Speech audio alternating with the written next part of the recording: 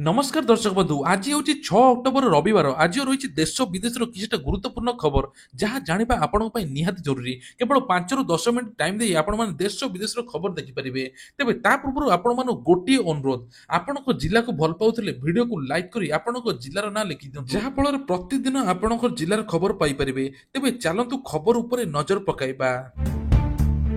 ଆଜି ହେଉଛି ସବୁଠାରୁ ଐତିହାସିକ ଦିନ ଏଭଳି କହିଲେ ଗଣଶିକ୍ଷା ମନ୍ତ୍ରୀ।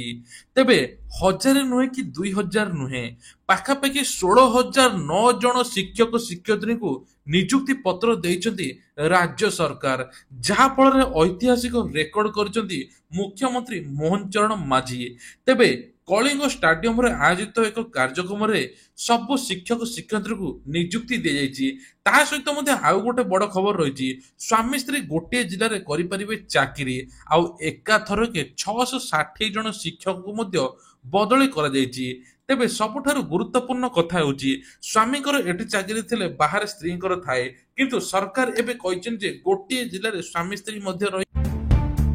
ତେବେ ଆଉ ଗୋଟେ ବଡ ଖବର, ଆଉ ମାତ୍ର 3 ଦିନ ପରେ ଖାତାକୁ ଆସିବ ସୁଭଦ୍ରା ଟଙ୍କା।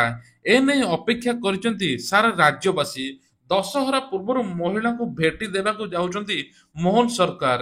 ପୁଣି ଲକ୍ଷ ଲକ୍ଷ ମହିଳାଙ୍କୁ ଯିବ ଏଇ ଖୁସି। ଆଉ ଗତ ସେପ୍ଟେମ୍ବର 17 ତାରିଖରେ 25 ଲକ୍ଷ ମହିଳାଙ୍କୁ ମିଳିଥିଲା, ଆଉ ଏବେ 40 ଲକ୍ଷ ହିତାଧିକାରୀଙ୍କୁ ଆକାଉଣ୍ଟକୁ ଯିବ ଟଙ୍କା, ଯାହାଫଳରେ ସମସ୍ତେ ଉପକୃତ ହେବେ ବୋଲି କହିଛନ୍ତି। କିନ୍ତୁ ଆଉ ଗୋଟେ ଏକ ବଡ ଖବର ସାମ୍ନାକୁ ଆସୁଛି ଯେ ସୁଭଦ୍ରା ଯୋଜନା ପକାଇବା ପାଇଁ ଫର୍ମ ଲାଞ୍ଚ ନେଉଥିବା ବେଳେ ପ୍ରତିବାଦ କରିବାରୁ ଆକ୍ରମଣ ହୋଇଛି। ତେବେ ଏଭଳି ଏକ ଘଟଣା ଘଟିଛି, ସୁଭଦ୍ରା ଯୋଜନା ଆବେଦନ କରିବା ପାଇଁ ଧାଉଁଛନ୍ତି ନିକଟସ୍ଥ ଜନସେବା କେନ୍ଦ୍ର ଏବଂ ବ୍ୟାଙ୍କ, ତା ସହିତ ସବୁଆଡେ ଲୋକ ଧାଉଁଛନ୍ତି, କିନ୍ତୁ କେନ୍ଦ୍ରରେ ପ୍ରବଳ ଭିଡ଼ ଦେଖିବାକୁ ମିଳୁଛି। ପୂର୍ବରୁ ମଧ୍ୟ ଆପଣ ଦେଖିଥିଲେ, କିନ୍ତୁ ଏଭଳି ଏକ ଘଟଣା ଘଟିଛି ଯାହା ଶୁଣିଲେ ଆପଣମାନେ ଆଶ୍ଚର୍ଯ୍ୟ ହେବେ। ରାତି ଅଧରୁ ଜୋତା ଥୋଇ ମଧ୍ୟ ଲୋକେ ଲାଇନ କରୁଛନ୍ତି। ଆଉ ଏହି ଯୋଜନାର ଆବେଦନ ପାଇଁ କାହାକୁ ଟଙ୍କାଟିଏ ଦେବାକୁ ପଡିବନି ମଧ୍ୟ ସରକାର କହିଥିଲେ, କିନ୍ତୁ ଏଭଳି ଯୋଜନା ଯାହାର ଆଗେ ଫର୍ମ ପଡିବ ତାକୁ ଟଙ୍କା ନେବା ପାଇଁ କିଛି ଲୋକ କହିଥିଲେ, ଆଉ ଟଙ୍କା ମଧ୍ୟ ନେଇଥିଲେ, ଯାହାଫଳରେ ଲୋକ ଅଭିଯୋଗ କରିଛନ୍ତି। ଆଉ ତୁରନ୍ତ ତାଙ୍କ ଉପରେ କାର୍ଯ୍ୟାନୁଷ୍ଠାନ ନେବ ବୋଲି ପୁଲିସ କହିଛି। ତା ସହିତ ତାଙ୍କର ଆଇଡି ମଧ୍ୟ ବ୍ଲକ ହବ। ତେଣୁ ଆପଣ ମାନଙ୍କର ଯଦି ସୁଭଦ୍ରା ଟଙ୍କା ଆସେ ନିଶ୍ଚିତ ଗୋଟେ କମେଣ୍ଟ କରନ୍ତୁ, ତା ସହିତ ଆପଣଙ୍କର ଜିଲ୍ଲାର ନାଁ ଲିଖି ଦିଅନ୍ତୁ। ନେକ୍ସଟ ଖବର ଉପରେ ଚାଲନ୍ତୁ ନଜର ପକାଇବା। ତେବେ ଆଉ ଗୋଟେ ବଡ ଖବର, ଆକାଶ ଛୁଆଁ ହେଲା ପନିପରିବା ଦର। ଖାଉଟିଙ୍କ ପକେଟକୁ ମହଙ୍ଗା ମାଡ଼। ସେପଟେ ଟମାଟୋ କିଲୋ 100ରୁ 120 ଟଙ୍କା, ଆଉ ମଧ୍ୟ କୋବି 120 ଟଙ୍କା, ଲଙ୍କା 80 ଟଙ୍କା, କଖାରୁ 50 ଟଙ୍କା, ଏମିତି ବହୁ ପ୍ରକାର ପରିବା 70ରୁ 80 ଟଙ୍କା, ଯାହାଫଳରେ ନାକେଦମ କଲାଣି ଦରଦାମ ବୃଦ୍ଧି। ବଜାରରେ ଲାଗିଲାଣି ନିଆଁ, ଆଉ ଚିନ୍ତାରେ ଏବେ ଖାଉଟି। ଏଭଳି ଟଙ୍କା ହଠାତ୍ ବଢିଛି ଯାହାଫଳରେ ଲୋକମାନେ ପରିବା ନେବା ପାଇଁ 10 ଥର ଭାବୁଛନ୍ତି। ଗୋଟିଏ ବ୍ୟାଗ ଫୁଲ ହେବା ପାଇଁ 500 ଟଙ୍କା ମଧ୍ୟ ହେଉନାହିଁ। ତେବେ କୁହାଯାଉଛି ଯେ ଏପଟେ ସୁଭଦ୍ରା ଟଙ୍କା ଯୋଜନା ଉପରେ ଯୋଜନା ଚାଲିଛି, ଆଉ ସେପଟେ ପରିବା, ତେଲ, ଡାଲି, ଲୁଣ ସବୁ କିଛି ବଢୁଛି, ଯାହାଫଳରେ ଲୋକ ହନ୍ତସନ୍ତ ହେଉଛନ୍ତି। ତେବେ 5,000 ଟଙ୍କା ନେଇ ଲୋକେ କଣ କରିବେ ବୋଲି ମଧ୍ୟ କିଛି ଲୋକ କହିଛନ୍ତି। ସେପଟେ କହିଛନ୍ତି ଯେ ପରିବା ଦର ଏତେ ବଢିଲେ ଆମେ ଖାଇବୁ କଣ? ଶେଷରେ ଆଳୁ, ପିଆଜ, ଟମାଟର ସବୁ ବଢିଗଲା। ତେବେ ଅକ୍ଟୋବର 7 ଏବଂ 14 ତାରିଖରେ ବନ୍ଦ ରହିବ ମୁଖ୍ୟମନ୍ତ୍ରୀଙ୍କର ଅଭିଯୋଗ ଶୁଣାଣି। ଯେଉଁ ଗରିବ ଲୋକମାନେ ସିଧା ଆସି ମୁଖ୍ୟମନ୍ତ୍ରୀଙ୍କୁ ଭେଟି ନିଜର ଅଭିଯୋଗ ଶୁଣାଉଥାନ୍ତି, ନିଜର ଅସୁବିଧା ଜାହିର କରୁଥାନ୍ତି ଏବଂ ସରକାର ଶୁଣୁଥାନ୍ତି, କିନ୍ତୁ ଏବେ 2 ଦିନ ବନ୍ଦ ରହିବ। ତେବେ ଆସନ୍ତା 7 ତାରିଖରେ ମଧ୍ୟ ଅଭିଯୋଗ ଶୁଣାଣି ବନ୍ଦ ରହିବ। ତା ସହିତ 14 ତାରିଖରେ ଦୁର୍ଗାପୂଜା ଭସାଣୀ କାଳରୁ ମୁଖ୍ୟମନ୍ତ୍ରୀଙ୍କ ଅଭିଯୋଗ ଶୁଣାଣି ବନ୍ଦ ରହିବ। ଏନେଇ ରାଜ୍ୟ ସରକାର ସାଧାରଣ ପ୍ରଶ୍ନ ଏବଂ ଜନ ଅଭିଯୋଗ ବିଭାଗ ପକ୍ଷରୁ ସୂଚନା ଜାରି କରାଯାଇଛି। ତେଣୁ ଆପଣମାନେ ଏପର୍ଯ୍ୟନ୍ତ ଯଦି ଆମର ଏହି ଭିଡିଓଟିକୁ ଦେଖୁଛନ୍ତି, ଲାଇକ୍ କରି ଆପଣଙ୍କ ଜିଲ୍ଲାର ନାଁ ଲେଖିଦିଅନ୍ତୁ, ଆଉ ଚ୍ୟାନେଲକୁ ସବସ୍କ୍ରାଇବ କରିବା ପାଇଁ ମଧ୍ୟ ଭୁଲନ୍ତୁ ନାହିଁ। ଚାଲନ୍ତୁ ପରବର୍ତ୍ତୀ ଖବର ଉପରେ ନଜର ପକାଇବା। ଏଥର ପୁରୀକୁ ଗଡ଼ିବ ମାଗଣା ବସ୍, ରହିବା ଖାଇବା ସବୁ କିଛି ମାଗଣା, କିନ୍ତୁ ତା ପୂର୍ବରୁ କରିବା ପଡ଼ିବ ଆପଣଙ୍କୁ ପଞ୍ଜୀକରଣ। ଆସନ୍ତା 18 ତାରିଖରୁ ହେବ କାର୍ତ୍ତିକ ମାସ। ଏଥିପାଇଁ ଶ୍ରୀକ୍ଷେତ୍ର ପୁରୀକି ଯିବା ପାଇଁ ଶ୍ରଦ୍ଧାଳୁଙ୍କ ଉତ୍କଣ୍ଠାର ସହ ଅପେକ୍ଷା କରିଛନ୍ତି। ଏହା ମଧ୍ୟରେ ସରକାରଙ୍କ ତରଫରୁ ଆରମ୍ଭ ହୋଇଛି ନୂଆ ବ୍ୟବସ୍ଥା। ମାଗଣାରେ ପୁରୀ ଯିବାକୁ ନେଇ ସ୍ୱତନ୍ତ୍ର ବ୍ୟବସ୍ଥା, ରହିବା ଖାଇବା ସବୁ କିଛି ମାଗଣା, ସବୁ କିଛି ସରକାରଙ୍କ ତରଫରୁ ଯୋଗାଇ ଦିଆଯିବ। ଏଥିପାଇଁ ପଞ୍ଜୀକରଣ ଆପଣମାନେ କରିବାକୁ ପଡ଼ିବ। ତେବେ କାର୍ତ୍ତିକ ମାସ ପାଇଁ ରାଜ୍ୟ ସରକାର ହବିଷ୍ୟାଳିଙ୍କ ପାଇଁ ଯୋଜନା ଆରମ୍ଭ କରିଛନ୍ତି। ମାଗଣାରେ ପୁରୀ ଆସିବେ ଏବଂ ତା ସହିତ 6 ତାରିଖରୁ ମଧ୍ୟ ଆବେଦନ କରିବେ। 6 ତାରିଖରୁ 11 ତାରିଖ ପର୍ଯ୍ୟନ୍ତ ଅନଲାଇନରେ ପଞ୍ଜୀକରଣ କରିବେ। ତା ସହିତ ନିଜ ଜନସେବା କେନ୍ଦ୍ରରେ ଯାଇକି ଆବେଦନ କରିପାରିବେ। ଯାହାଫଳରେ ପୁରୀରେ ବସରେ ରହିବା ଖାଇବା ସବୁ କିଛି ମାଗଣା ସରକାର ବୁଝିବେ। ମହାପ୍ରଭୁଙ୍କ ଦର୍ଶନ ମହାପ୍ରସାଦ ସେବନ ଭଜନ କୀର୍ତ୍ତନ ଭଳି ସାଂସ୍କୃତିକ କାର୍ଯ୍ୟକ୍ରମକୁ ସୁସଂଗଠିତ କରିବା ପାଇଁ ସମସ୍ତ ପ୍ରକାର ବ୍ୟବସ୍ଥା ହୋଇଛି। ତେଣୁ ଏପର୍ଯ୍ୟନ୍ତ ଯଦି ଭିଡିଓ ଦେଖୁଛନ୍ତି ଲାଇକ୍ କରି ଆପଣ ଜିଲ୍ଲା ନାଁ ଲେଖି ତା ସହିତ ଭକ୍ତିରେ ଲେଖି ଦିଅନ୍ତୁ ଜୟ ଜଗନ୍ନାଥ। ତେବେ ଆଉ ଗୋଟେ ବଡ ଖବର ବ୍ୟାନ୍ ହୋଇଯିବ ୱାନପ୍ଲସ୍ ଆଇକ୍ୟୁ ପୋକୋ ଚାଇନା କମ୍ପାନୀକୁ ନେଇ ବଡ ଖବର। ଭାରତରେ ଚାଇନା କମ୍ପାନୀର ସ୍ମାର୍ଟଫୋନ ଚାହିଦା ବହୁତ ଅଧିକ। ଆଉ ବର୍ତ୍ତମାନ ଦେଶରେ ୱାନପ୍ଲସ୍ ଆଇକ୍ୟୁ ପୋକୋ ଭଳି ବ୍ରାଣ୍ଡ ଗୁଡ଼ିକ ଟ୍ରେଣ୍ଡ କରୁଛି। ତେବେ ଫ୍ଲିପକାର୍ଟଠୁ ଆରମ୍ଭ କରି ଅନଲାଇନଠୁ ଆରମ୍ଭ କରି ଦୋକାନ ମାନଙ୍କରେ ସବୁବେଳେ ଏଇ ଫୋନ, କିନ୍ତୁ ଏଇ ଫୋନ ଏବେ ବନ୍ଦ ହେବା ପାଇଁ ଯାଉଛି। ଅଭିଯୋଗ ହୋଇଛି ସମସ୍ତ ନିୟମ ଉଲ୍ଲଂଘନ କରିଛନ୍ତି। ଏହି ମୋବାଇଲର ଗ୍ରେ ବଜାର ସୃଷ୍ଟି ହୋଇଛି। ଆଉ ଏହା ମଧ୍ୟ ଅଭିଯୋଗ ହୋଇଛି କମ୍ପାନୀ ଗୁଡ଼ିକ ଇ କମର୍ସ ପ୍ଲାଟଫର୍ମରେ ସହଯୋଗରେ ବିପୁଳ ରିହାତି ମୂଲ୍ୟରେ ଆରମ୍ଭ କରିଛନ୍ତି ଦେବା ପାଇଁ। ଏହା ଭାରତୀୟ ମୋବାଇଲ ବଜାର ଉପରେ ଖରାପ ପ୍ରଭାବ ପକାଉଛି। ତେବେ ୱାନପ୍ଲସ୍ ଆଇକ୍ୟୁ ପୋକୋ ଭଳି ସ୍ମାର୍ଟଫୋନ ଗୁଡ଼ିକ ବହୁତ ପସନ୍ଦ ଲୋକମାନଙ୍କର ହୋଇଗଲାଣି, ଯାହାଫଳରେ ଅନ୍ୟ ମୋବାଇଲ ସେଲ୍ ହେଉନାହିଁ। ତେଣୁ ଏଗୁଡ଼ିକ ତୁରନ୍ତ ବ୍ୟାନ୍ କରାଯିବ। ଯେହେତୁ ଏମାନେ ଚାଇନା ଫୋନ, ତେଣୁ ଆକୁ ବ୍ୟାନ୍ କରାଯିବ ଏବଂ କମ୍ପାନୀ ଗୁଡ଼ିକ ଟିକସ ଦେବାରେ ହ୍ରାସ କରୁଛନ୍ତି। ତେବେ ଆପଣମାନଙ୍କ ଭିତରୁ ଯଦି ଏସବୁ ଫୋନ କି ୟୁଜ୍ କରୁଛନ୍ତି ନିଶ୍ଚିନ୍ତ କମେଣ୍ଟରେ ଲେଖନ୍ତୁ। ତେବେ ଆଉ ଏକ ବଡ ଖବର ଏଟିଏମ ରୁ ବାହାରିବ ସୁନା କଏନ।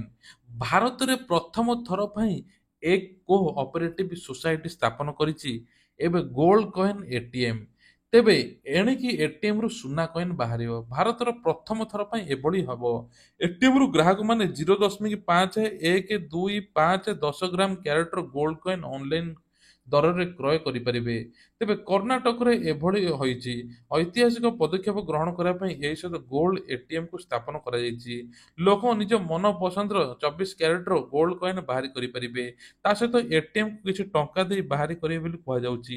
ଗ୍ରାହକଙ୍କ ପାଇଁ 0.5 ଗ୍ରାମ ଠାରୁ ଆରମ୍ଭ କରି 10 ଗ୍ରାମ ପର୍ଯ୍ୟନ୍ତ ଗୋଲ୍ଡ କଏନ ଅଛି।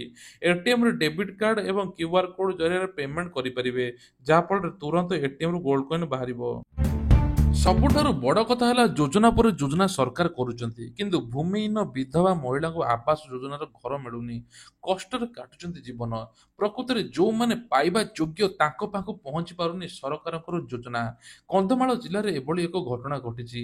ତେବେ ବିଗତ ଦିନ ଲଗାଣ ବର୍ଷାରେ ଘରଟି ସମ୍ପୂର୍ଣ୍ଣ ଭାଙ୍ଗି ଯାଇଛି। ଓଡ଼ିଶାକୁ ବିକଶିତ କରିବା ପାଇଁ ରାଜ୍ୟ ସରକାର କଳେ ବଳେ କୌଶଳେ ଲାଗିଛନ୍ତି। କିଭଳି ଏମିତି ଏମିତି ଜୀବନ ବିତାଉଛନ୍ତି ଏମାନେ ସବୁ। ଏଇଭଳି ଦୃଶ୍ୟ ଦେଖିବା ପରେ ସରକାରୀ ଯୋଜନା ପ୍ରସାର ପାଇଁ ନ୍ୟୁଜ ମଧ୍ୟ ହୋଇଥିଲା, କିନ୍ତୁ ଏପର୍ଯ୍ୟନ୍ତ ତାଙ୍କୁ ମିଳିନାହିଁ। ବାସହରା ମଧ୍ୟ ଅଛନ୍ତି ସେମାନେ। ସରକାର ତରଫରୁ କୌଣସି ତାଙ୍କୁ ମିଳୁନାହିଁ ସରକାରଙ୍କ ତରଫରୁ ସହାୟତା ଏବଂ ତା ସହିତ ଘର। ଏବେ ମହିଳା ପଡୋଶୀ ଘରେ ଆଶ୍ରୟ ନେଉଛନ୍ତି, ଆଉ ପିଲା ଛୁଆକୁ ଧରି ଝାଟି ମାଟି ଘରେ ରହୁଛନ୍ତି। ବର୍ଷା ହେଲେ ବର୍ଷା ପାଣି ପଡୁଛି ଏବଂ ଓଦା ହେଇକି ଶୋଉଛନ୍ତି। ଏଭଳି ଦୁଃଖ ଖବର ଆସେ। ତେଣୁ ସରକାର ମଧ୍ୟ ଘୋଷଣା କରିଥିଲେ ଭୂମିହୀନ ଏବଂ ଉକ୍ତ ମହିଳାଙ୍କୁ ଉକ୍ତ ସ୍ଥାନରେ ଆବାସ ଯୋଜନା ମାଧ୍ୟମରେ ଘରଟିଏ ଯୋଗାଇ ଦେବା ଲକ୍ଷ୍ୟ ଥିଲା, କିନ୍ତୁ ୟାଙ୍କୁ ମିଳିନି। ତେଣୁ ଆପଣମାନେ ଯଦି ଏଇ ଭିଡ଼ିଓଟିକୁ ଦେଖୁଛନ୍ତି ନିଶ୍ଚିନ୍ତ ଗୋଟିଏ ସେୟାର କରନ୍ତୁ, ଯାହାଫଳରେ ସରକାରଙ୍କ ପାଖରେ ପହଞ୍ଚିବ। କାହିଁକି ନା କୁନି କୁନି ପିଲା ସହିତ ବର୍ଷା ଖରା ଦିନରେ ଏଠି ଶୋଉଛନ୍ତି, ଆଉ ବର୍ଷ ବର୍ଷ ବିତିଗଲାଣି ତାଙ୍କୁ ଘର ଖଣ୍ଡେ ମଧ୍ୟ ମିଳିନାହିଁ। ଭୋର 5ଟାରୁ ଧାଡିରେ ନ ରହିଲେ ହୋଇପାରୁନି କେୱାଇସି। ଏଭଳି ଏକ ଘଟଣା ସାମ୍ନାକୁ ଆସିଛି। ଭାରତୀୟ ଷ୍ଟେଟ ବ୍ୟାଙ୍କର ବୌଦ୍ଧ ବ୍ଲକର ଲକ୍ଷ୍ମୀ ପ୍ରସାଦ ପଞ୍ଚାୟତ ନାରାୟଣରେ ଗାଁରେ ଭୋର 5ଟାରେ ମହିଳାଙ୍କ ଲମ୍ବା ଲାଇନ। ଭୋର 5ଟାରୁ ଲାଇନ ନ ରହିଲେ କେୱାଇସି ଅପଡେଟ ହୋଇପାରୁନାହିଁ। ଆସନ୍ତା 9 ତାରିଖ ଦିନ ସୁଭଦ୍ରା କିସ୍ତି ଦେବାକୁ ଥିବା ରାଜ୍ୟ ସରକାର ଘୋଷଣା କରିଥିବା ବେଳେ କେୱାଇସି ଅପଡେଟ ପାଇଁ ମହିଳାମାନେ ଭୋର 5ଟାରୁ ଲାଇନ ଲଗାଉଛନ୍ତି। ଆଉ ବ୍ୟାଙ୍କ ଖୋଲୁ ଖୋଲୁ ହଠାତ୍ କେୱାଇସି କରୁଛନ୍ତି। ଦୀର୍ଘ 5 ଘଣ୍ଟା ଖୋଲିବା ପରେ ମହିଳାମାନେ କେୱାଇସି କରିଥିବା ଦେଖିବାକୁ ମିଳିଛି। ତଥାପି କିଛି ଲୋକ ଫେରିକି ଯାଉଛନ୍ତି, ଆଉ ତା ପରଦିନ ଆସି କରୁଛନ୍ତି। ତେବେ କୁହାଯାଉଛି ଯେ କେୱାଇସି କରିଲା ପରେ ତାଙ୍କୁ ସୁଭଦ୍ରା ଟଙ୍କା ମିଳିବ, ଯାହାଫଳରେ ମହିଳାଙ୍କୁ ଏଭଳି ଅବସ୍ଥା ମିଳୁଛି। ଘରେ ତାଙ୍କର ଛୋଟ ଛୋଟ ପିଲାଙ୍କୁ ଛାଡି ସିଧା ଆସୁଛନ୍ତି ବ୍ୟାଙ୍କକୁ। କାହିଁକି ନା 5,000 କଥା ନୁହେଁ, ଇଏ ହେଲା 50,000 କଥା।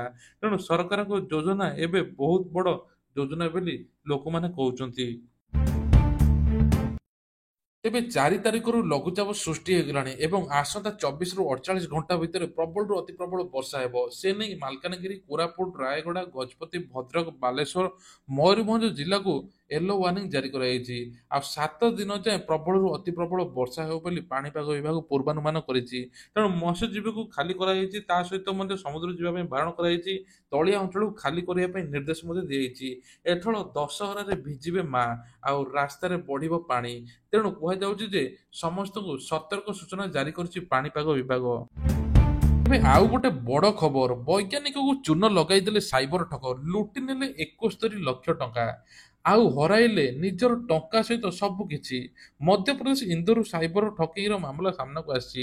ମିଳିଥିବା ସୂଚନା ମୁତାବକ ଇନ୍ଦୋର ଜଣେ ବୈଜ୍ଞାନିକଠାରୁ ସାଇବର ଠକମାନେ ଟାର୍ଗେଟ କରିଥିଲେ, ଆଉ ତାଙ୍କ ଆକାଉଣ୍ଟରୁ 71 ଲକ୍ଷ ଟଙ୍କା ନେଇଯାଇଛନ୍ତି।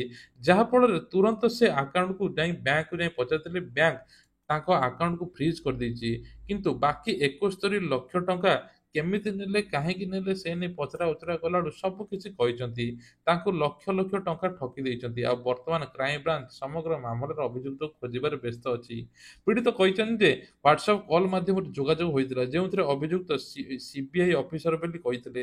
ଯାହାଫଳରେ ସବୁ ଡିଟେଲ୍ସ ସେ ଦେଇଥିଲେ, ଆଉ ତୁରନ୍ତ ତାଙ୍କ ଆକାଉଣ୍ଟରୁ ଟଙ୍କା କଟିଗଲା। ତେବେ ଆଉ ଗୋଟେ ବଡ ଖବର ହେଲା, କଂଗ୍ରେସ ସବୁଠାରୁ ବେଇମାନ ଦଳ ବୋଲି ମୋଦି କହିଛନ୍ତି। ପ୍ରଧାନମନ୍ତ୍ରୀ ନରେନ୍ଦ୍ର ମୋଦି ମହାରାଷ୍ଟ୍ର ଥାନାରେ ପହଞ୍ଚି ଏକ ସାଧାରଣ ସଭାକୁ ସମ୍ବୋଧିତ କରିଥିଲେ। ଆଉ ଏବେ ଏହି ଅବସରରେ ସେ କହିଛନ୍ତି, ହିମାଚଳ ପ୍ରଦେଶର କଂଗ୍ରେସ ସରକାର ସୀମା ଅତିକ୍ରମ କରିଛି। ହିମାଚଳ ପ୍ରଦେଶରେ କଂଗ୍ରେସ ସରକାର ଶୌଚାଳୟ ଉପରେ ମଧ୍ୟ ଟ୍ୟାକ୍ସ ଲାଗୁ କରୁଛି। ଗୋଟିଏ ପଟେ ମୋଦି କହିଛନ୍ତି ଶୌଚାଳୟ ନିର୍ମାଣ କର, ଅନ୍ୟପଟେ ସେମାନେ ଟ୍ୟାକ୍ସ ନେଉଛନ୍ତି। ଯାହାଫଳରେ ସବୁଠାରୁ ବଡ କଥା, ଆଉ କଂଗ୍ରେସ ହେଉଛି ସବୁଠାରୁ ଲୁଟ୍ କରୁଛି। ପ୍ରତାରଣା ଏକ ପୂଜା ପ୍ୟାକେଜ, ଆଉ କଂଗ୍ରେସ ମଧ୍ୟ ବେଇମାନ ଦଳ ବୋଲି କହିଛନ୍ତି ପ୍ରଧାନମନ୍ତ୍ରୀ ନରେନ୍ଦ୍ର ମୋଦି। ଯୋଉଠି ଦେଶୀ ମଦ ବିକ୍ରି ହେଉଛି, ସରକାର ତୁରନ୍ତ କାର୍ଯ୍ୟାନୁଷ୍ଠାନ ନେଉଛି। 282 ଲିଟର ଦେଶୀ ମଦ ଜବତ। ଆଉ ଖୁବ୍ ଜଲ୍ଦି ମଦ ବନ୍ଦ ହେବ ବୋଲି ସରକାର କହିଛନ୍ତି। ଦେଶୀ ମଦ କୋଉଠି ଚାଲିବ ନାହିଁ। ଆଉ ମଦ ରାନ୍ଧିବା ବିକ୍ରିବା ଉପରେ ଅଭିଯୋଗ କରିଛନ୍ତି। ତେବେ ସରକାର ପୁରୀରେ ମଧ୍ୟ ସମୁଦ୍ର ପାଖରେ ମଦ ଦୋକାନକୁ ବନ୍ଦ କରିଦେଇଛନ୍ତି। ଆଉ କୁହାଯାଉଛି ଯେ ମଦ ଉପରେ ପୁରା ଚଢାଉ କରାଯାଉଛି। ଦେଶୀ ମଦ ଯେଉଁଠି ରନ୍ଧା ଯାଉଛି ତାଙ୍କ ଉପରେ ତୁରନ୍ତ ଚଢାଉ ନିଆଯାଉଛି। ଆଉ ପୋଲିସକୁ ଏଭଳି ମଧ୍ୟ ନିର୍ଦ୍ଦେଶ ଦିଆଯାଇଛି। ତେଣୁ ତୁରନ୍ତ ଯେଉଁଠି ଧରା ପଡିବେ ତାଙ୍କ ଉପରେ ଆକ୍ସନ ନିଆଯାଉଛି। ତେଣୁ ଆପଣମାନେ କୁହନ୍ତୁ, ଖାଲି ଦେଶୀ ମଦ ବନ୍ଦ ହେଲେ ଠିକ ହେବ ନା ଟୋଟାଲ ମଦ ବନ୍ଦ ହେବା ଓଡିଶାରେ ଦରକାର? ଆପଣମାନେ ଗୋଟେ କମେଣ୍ଟ ମଧ୍ୟ କରିଦିଅନ୍ତୁ। ଧନ୍ୟ ଏଇ ଲୋକମାନଙ୍କୁ, ବୋହି ନେଇଗଲେ ମଧ୍ୟାହ୍ନ ଭୋଜନ ଚାଉଳ। ଏପଟେ ପିଲାମାନଙ୍କ ପାଇଁ ଆସୁଛି ଚାଉଳ, ପିଲାମାନଙ୍କୁ ଖାଇବାକୁ ନ ଦେଇ ବୋହି ନେଇଗଲେ ଶିକ୍ଷୟିତ୍ରୀ। ଆଉ ଏଭଳି ଏକ ଘଟଣା ସାମ୍ନାକୁ ଆସିଛି। 2 ବସ୍ତା ମଧ୍ୟାହ୍ନ ଭୋଜନ ଚାଉଳ ସହ ଶିକ୍ଷୟିତ୍ରୀ ଧରା ପଡିଛନ୍ତି। ଶିକ୍ଷୟିତ୍ରୀ ଜଣକ ଗୋପସ୍ଥିତ ମକ୍ତବ ପ୍ରାଥମିକ ବିଦ୍ୟାଳୟର ବୋଲି ଜଣାପଡିଛି। ତେବେ ପିଲାଙ୍କୁ ଏପଟେ ଖାଇବାକୁ ମିଳୁନି, ମଧ୍ୟାହ୍ନ ଭୋଜନକୁ ପିଲାଙ୍କୁ ମିଳୁନି, ସେପଟେ ବସ୍ତା ଉପରେ ବସ୍ତା ନେଇଯାଉଛନ୍ତି ଶିକ୍ଷୟିତ୍ରୀ, ଯାହା ଧରା ପଡିଯାଇଛନ୍ତି। ସେତିକିବେଳେ ଗ୍ରାମର କେତେକ ବ୍ୟକ୍ତି ଶିକ୍ଷୟିତ୍ରୀଙ୍କୁ ଅଟକାଇ ଚାଉଳ ଜବତ କରିଥିଲେ।